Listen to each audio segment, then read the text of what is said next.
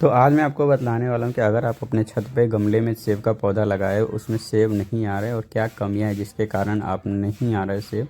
तो इस वीडियो में आपका शुरू से लेकर लास्ट तक देखिएगा ताकि आपको सब समझ में आ जाएगा और आप भी अपने छत पे गमले में आसानी से सेब का पौधा उगा सकते हैं। और वेराइटी भी आपको बोलूँगा कौन सा वेराइटी लगाना चाहिए। तो आप शुरू से लेकर लास्ट तक वीडियो देखिएगा और चैनल को सब्सक्राइब भी कर दीजिएगा। तो प्लीज़ नया है तो चैनल को सब्सक्राइब कर दीजिएगा ताकि आपको गार्डनिंग से रिलेटिव और फ्रूट प्लांट से रिलेटिव वीडियो आपको इस चैनल पे मिलता रहेगा। तो देखिए, सबसे पहले सेब के आपके लिए जो वेराइटी होता है हॉट क्लाइमेट का, वो 3 होता है, हरमन 99, अन्ना और डोरसेट। ये तीनों बहुत ही अच्छी तरह से ग्रो हो जाते हैं। इसके बाद भी अभी नया नया 2-3 वेराइटी और आया है जो भी आपका हॉट क्लाइमेट में हो जाता है, मगर उसके लिए कुछ चीज़ें देखिए। सबसे पहले अभी के समय में आपको क्या करना है। अभी के समय में आपको जब भी सेब का पौधा है तो सेब का पौधा में आपको प्रूनिंग थोड़ा सोच समझ के करना है। देखिए, सेब में एक बड होता है जहाँ से फ्रूटिंग होता है। जैसे ये आप देख रहे हैं ना, तो यही नोड से सेब लगता है और ऊपर आपका सेब बहुत ही कम लगेगा। तो आपको ये नोड दिख रहा है ना, इसी नोड से ही आपका सेब फ्लावरिंग आएगा और उसमें सेब लगेगा, बाकी किसी में भी नहीं आएगा। तो ये जो प्रूनिंग होता है आप थोड़ा सोच समझ के कीजिएगा। जो नोड है, ये नोड में कभी भी आपका प्रूनिंग या कट नहीं करना है। अगर ये नोट कट हो जाता है तो फिर आपको पौधे में सेब नहीं लगेगा और सेब बिल्कुल भी नहीं लगेगा। तो आपका नोट बचाना है और आपको मैं बतलाता हूँ प्रूनिंग कैसे करना है ताकि आप अपने पौधे को बचा सकें। जैसे ये है, ये सब आपको हमको प्रूनिंग करना पड़ेगा, पर ये नोट है, ये नोट बिल्कुल भी नहीं कट करना है।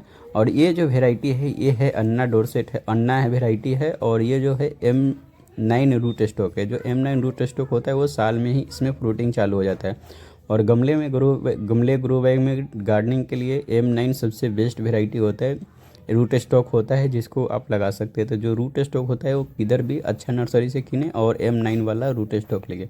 और जब भी किसी भी पौधा लेते हैं तो थोड़ा अच्छा नर्सरी से लीजिए, ट्रस्टेड नर्सरी से जिसको जानकारी हो, तो आपको अच्छा और ओरिजिनल पौधा मिलेगा।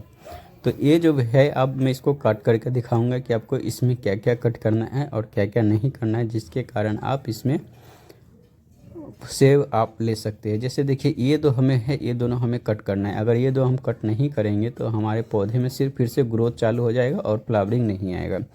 तो फ्लावरिंग हमें लाना है तो हमें सबसे पहले इसका ग्रोथ रोकना पड़ेगा। अगर हम इसमें ग्रोथ नहीं रोकते हैं तो इसमें ग्रोथ ज़्यादा ले लेगा फिर से और फ्लावरिंग नहीं आएगा। तो हमें अभी फ्लावरिंग चाहिए, फ्रूटिंग चाहिए। जैसे ये देखिए, तो इसमें फ्लावरिंग आएगा, ये नोड है सेब का और ये भी नोड ही बन गया है।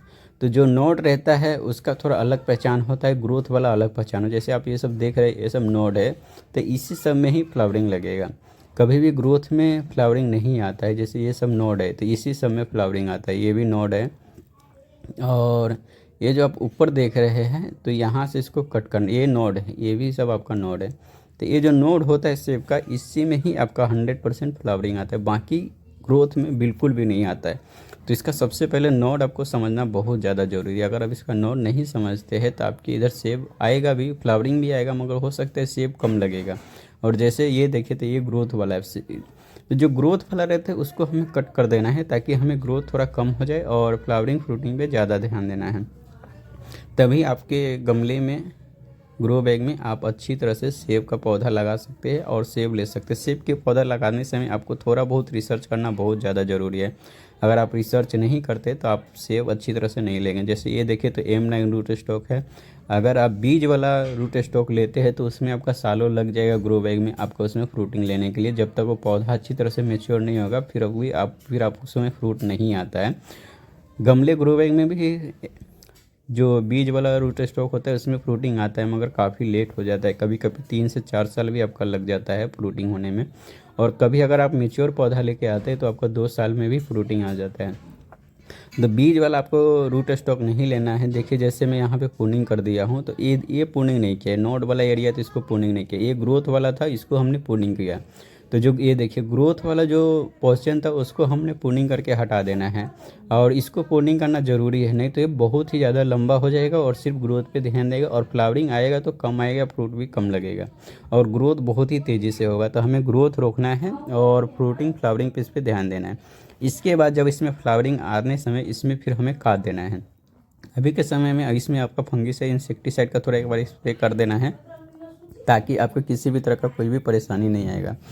तो ऐसे ही होता है जब आप शुरुआती तौर पे आप एप्पल का सेब का पौधा लगाते हैं तो थोड़ा बहुत आप रिसर्च करके लगाइए, हॉट क्लाइमेट और कूल क्लाइमेट के हिसाब से। रूट स्टॉक भी आपको बहुत ज़्यादा पहचानना है। इसके बाद आप चाहिए तो नॉट बर्ड क्या होता है फ्लावरिंग के स्टेज में, आपको पूरा अच्छी तरह से रिसर्च कर लीजिएगा। फिर आप सेब लगाएंगे गमले में, ग्रो बैग में, तो आपका बहुत ज़्यादा लगेगा और बहुत अच्छा सेब लगेगा। नहीं तो ऐसे में आपका सेब तो लगेगा मगर 1-2 सेब लगेगा, नाम के लिए सेब लगेगा, और आपका पौधा ज़्यादा ग्रोथ पे ध्यान देगा और बहुत ज़्यादा ही आपका ग्रोथ पे आ जाएगा। तो कुछ ऐसा ही चीज़ होता है जब आपका शुरू में ही, लास्ट में जब आप ग्रोथ पे रहता है तो उसको ग्रोथ पे थोड़ा कम रखना है, ज़्यादा करके पौधे को मैच्योर बनाना है। और सेब का जो पौधा थोड़ा मैच्योर होता है फिर फ्लोर देना है। वीडियो पसंद आता है चैनल को सब्सक्राइब